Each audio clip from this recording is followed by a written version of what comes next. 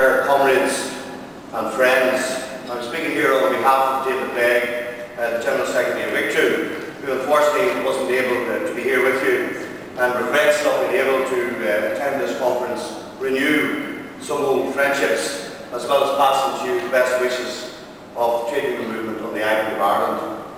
It's strange, the system, the Confederation of Trade Unions on the island of Ireland, because it's the only confederation on the island, and obviously it covers two jurisdictions, the Republic of Ireland and Northern Ireland. We have been through in the Republic of Ireland cuts and austerity since 2007, and what's happening to working people in the United Kingdom fills us with anger and sorrow, not simply out of human empathy and social solidarity though. What fills our hearts with anger is this: we are the proof that the cuts won't work, that austerity strangles demand and growth, and that the solution to a crisis of neoliberalism is not a more intense and concentrated dose of the same medicine. How are the people of the Republic taking this? Some get angry, some organise for change, but the prevailing mood among too many workers and their families is fear.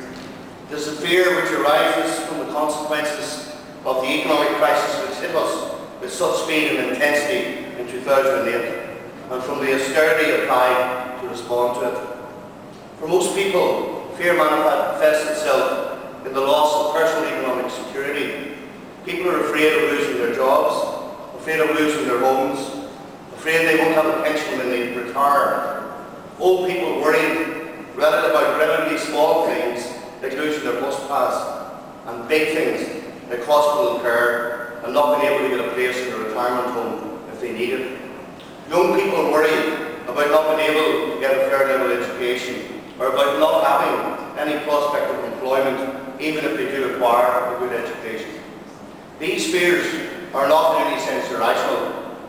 There is plenty of anecdotal evidence to give them credence, and there are individuals in all socio-economic categories, workers, professionals, business people, pensioners and students who are hurting very badly and who need help. This was epitomised in the case of a former public servant who moved many when he wrote a letter to the Irish Tyne for them to service debts. And without real growth, those governments that need deep structural changes in employment, services and predictable markets to raise their competitiveness will lose the will to push them through against domestic opposition.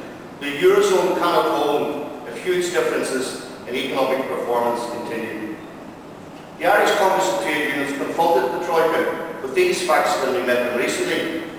They had no answer. Indeed, Mr. Chopra of the IMF has since said publicly that a European solution is required. This much is true. There is a requirement for a EU-wide solution, just that it is not necessarily the usual solution being offered by Mr. Chopra. The project is failing, even on its own terms, and by the standards of its own supporters.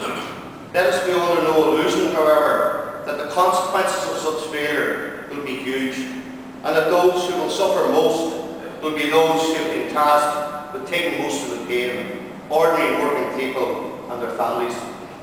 There are symptoms of this malaise everywhere. People are being conscripted into a battle, not of their choosing, and for a cause which is not in their interest. Many people of my age see the public spaces of our cities filled with tents and slogans, and ask ourselves several questions, often contradictory. Why now? Why not more protesters? Why do they have no clear programme? Who are their leaders? Why are there no obvious demands? Why is this generated by social media rather than socialist organisations? Will it last? How will it end? What we can measure in that realm of objective and concrete facts is the following: that the young are bearing the brunt of the crisis. You are most likely to be unemployed if you are young. That is true in the Republic of Ireland, it is true in Northern Ireland, and it is true across all the regions of the United Kingdom. It is true in Greece, Italy, Portugal, France, and especially Spain, with almost half of the under-25s out of work. At the same time, we are forcing older workers to work longer, as state pension ages are hiked, and as private pensions sink in value for the minority of workers in the private sector who have pension provision, and as we cheat public sector workers of the value of their pension pots. With stalled growth, new jobs in the services industries failing to materialise, and globalisation has put paid to the prospects of manufacturing employment. While all this was going on, we inculcated into the young huge expectations. We educated them better than all previous generations. We filled the rooms with gadgets and toys and trained them into the ideology of consumption for its own sake. The result is graduates with first-class degrees chasing Mac jobs with the less well-educated young forced up the first young rung of the social ladder. Then to chastise them for being layabouts and sneer at their lack of ambition, and when they speak up, we brand them as feral. When you look at the choices faced by the young these days, a few tents in the shadows of our cathedrals of faith and finance are the least of our problems. Unlike the protesters, we are not indignant enough. Last month I switched on the Irish radio and heard, interviewed in reverential terms, Mr. Peter Sutherland, an Irish background, calling for more austerity. Mr. Sutherland is distinguished by his leadership of Goldman Sachs, and I can think of no financial institution more culpable in bringing about the crisis other than perhaps Lehman Brothers. We must never give up reminding people why we get into this crisis and who led us there. Sutherland is a type of oligarch familiar across Western democracies, whose words of wisdom are treated like the oracle, and yet are totally predictable. When these people speak to the people, we are supposed to be respectful and listen in silence. Something is missing here, the sense that we live in a democracy. Something very revealing happened recently when the Greek Prime Minister suggested holding a referendum on the choice of austerity plans facing the cradle of democracy. Whatever about Mr. Papandreou's motivation, the reaction of the markets and other democratically elected governments was shock and rage. On the same day that Mr. Papandreou was toppled, the Italian Parliament appointed a new Senator for Life, Mario Bunting.